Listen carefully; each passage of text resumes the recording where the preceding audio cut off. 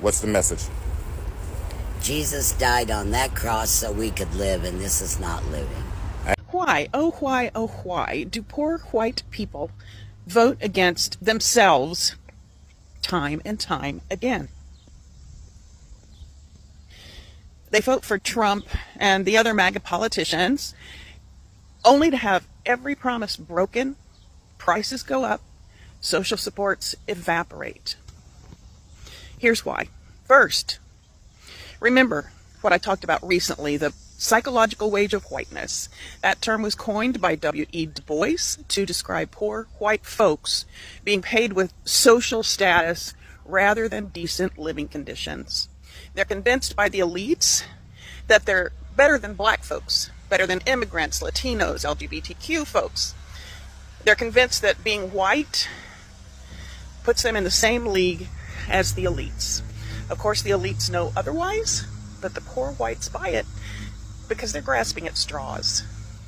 Second, they are convinced that the people they're supposedly better than are the big threat in their lives. Not the rich, not the corporations or the politicians, but immigrants, black folks, welfare queens, LGBTQ, criminals, you know, the usual scapegoats. Third, the elites promise protection to poor white folks. A politician comes along and says, I'll keep those people in their place, or I'll kick them out, or I'll lock them up. Or, more politely, I'll defend your values. They don't say, I'll make your life better.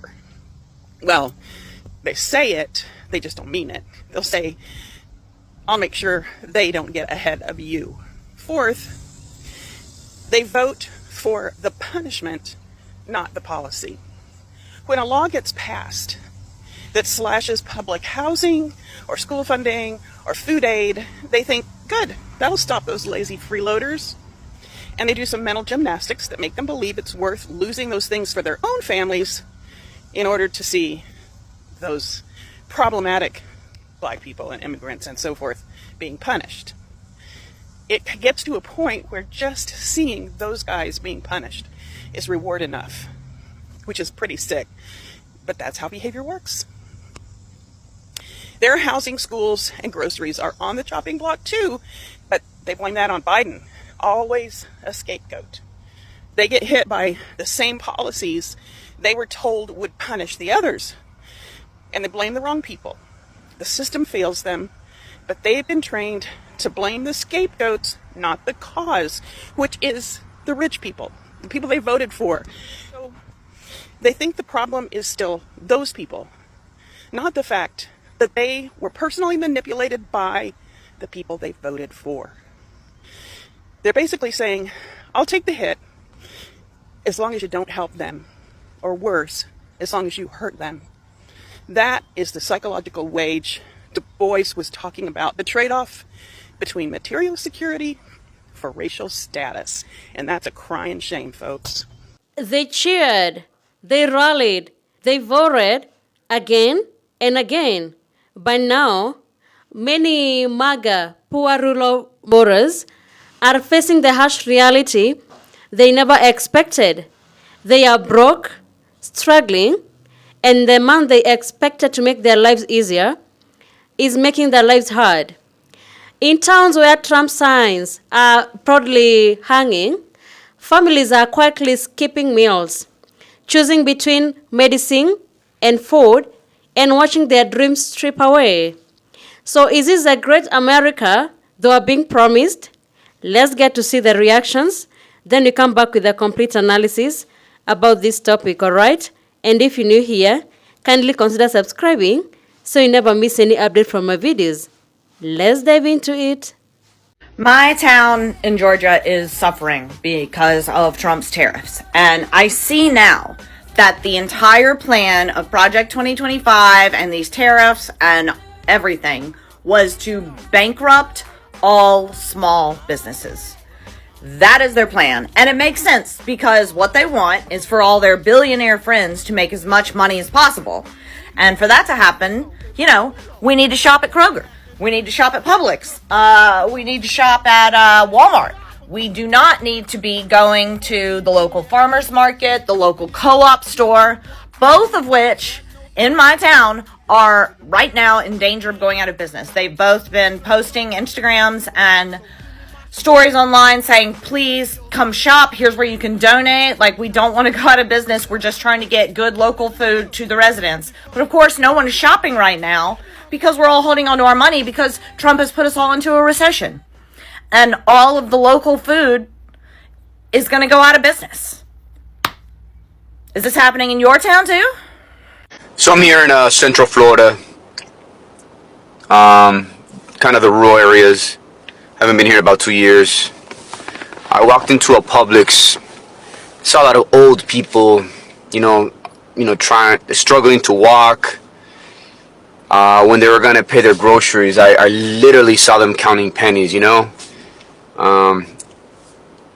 I just felt really bad for them. It's not looking nice in this area. I know this particular demographic here voted really hard for Trump, but they're struggling.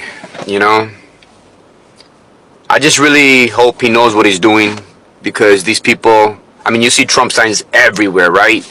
I just really hope he knows what he's doing and he's going to help these people out who have complete faith in him, I really hope he comes through, because it doesn't look nice around here, man. So I admit, I regret my vote for Donald Trump.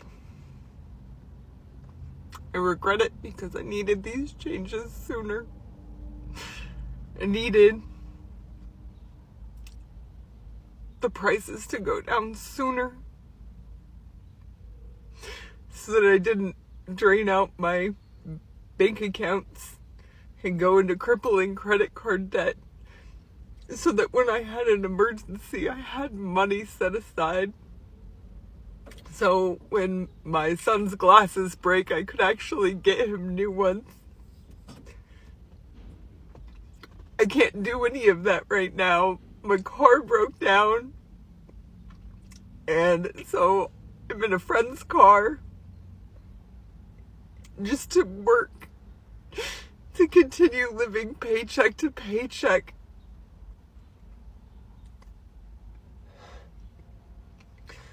I knew it was going to be hard, and that it wasn't going to come fast. I just wish that things would work out better. I really regret that everything is taking so long, because there's so much pushback, because I don't even know the reasons anymore. I don't understand why good things have to be trampled on. I don't know why good people have to be trampled on. I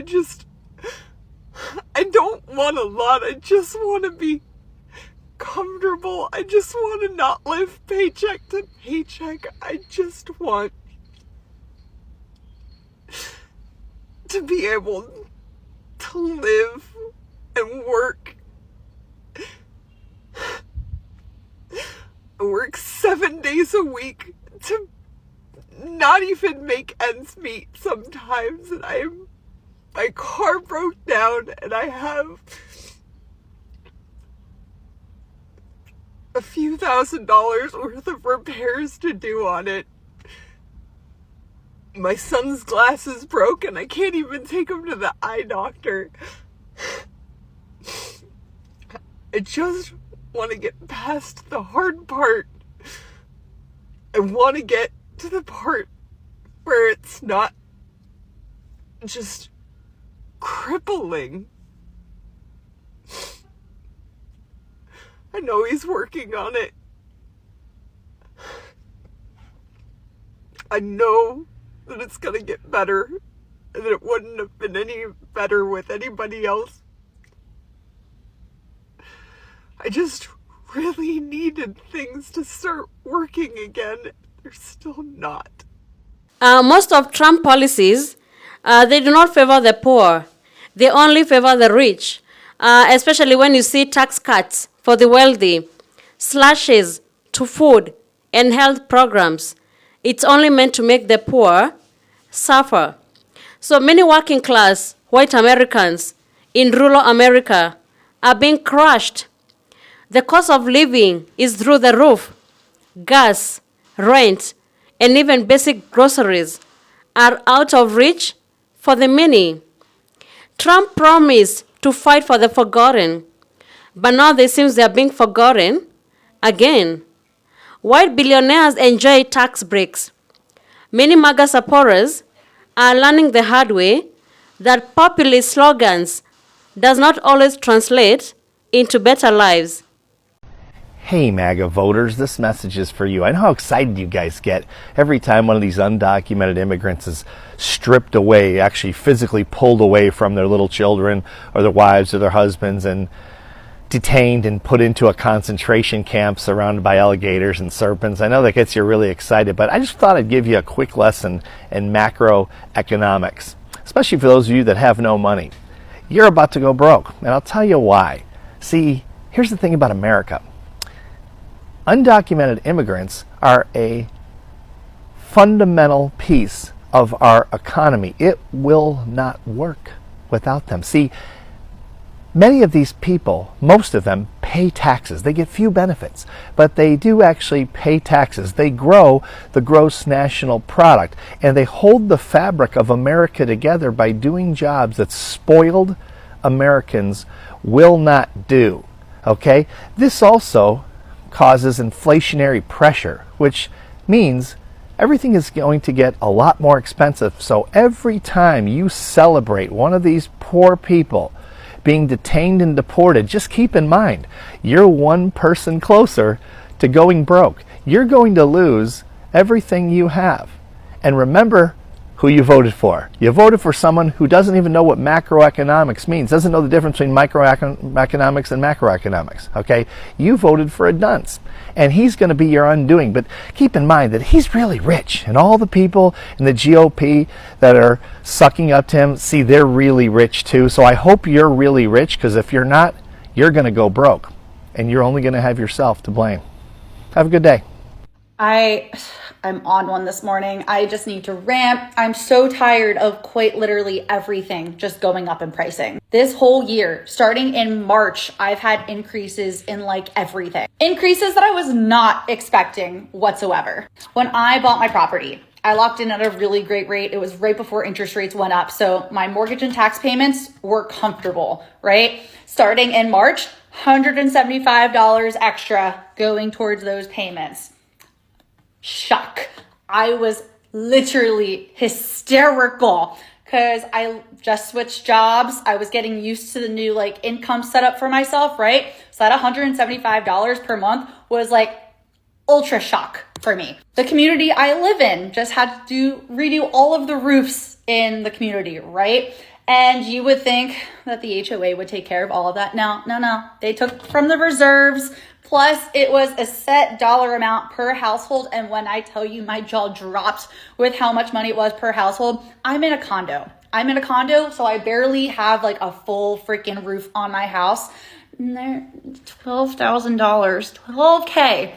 Do I just have that lying around right now? No, not at all. So that's a monthly payment of $130 over the next however many years. I think it's 10 years till it's paid off. And do you know how much interest that's going to? I can't. It hurts my soul. Outside of that, my HOA just notified us today that it's going up $28 a month. That might not seem like a lot, but now our HOA bill is literally going to be $370 because there's an online service fee too. So that's included in that $370. What else is going to go up? I don't know if my wallet can physically handle any more expenses going up. It's so crazy how expensive life is. Donald Trump said they're going to reduce drug prices by 1,000%. Then he said 1,100, 1,200, 1,400, 600. Apparently he doesn't know how percentages work at all. Okay, I don't know how to explain this any simpler to the MAGA people watching, but if you drop something's price by 100%, that makes it free. So say your medicine costs $100. If he dropped it by 100%, that would make it free. If he dropped it by 1,000%, that would literally mean when you went to the pharmacy, they paid you $900 to take your medicine. Donald Trump has got to be the stupidest president in the history of ever. Like, how do you not know what a percentage is? Like, this is something we learned in what, like 4th or 5th grade, that 100% was all of something. So you can't reduce something by more than 100%. That's impossible. If you were to reduce prices by more than 100%, they'd be paying you. How does this guy still have fucking followers? He's a fucking idiot. Many poor people, not only in America, even in Africa, they normally vote out of tribal lines, loyalty, and lies, and according based on lies. Politics is not about red hearts or blue ties. It's not about this person comes from my village. This person comes from my favorite party. You should be looking at someone who will be minding your own livelihoods, someone who will be looking for jobs, affordable food, healthcare, and people's dignity. So it's time to ask, will the next time people vote based on loyalty or lived experiences? I don't know whether these are white MAGA voters, if given a chance, they'll still vote for Trump, even after seeing what he's doing to their livelihoods.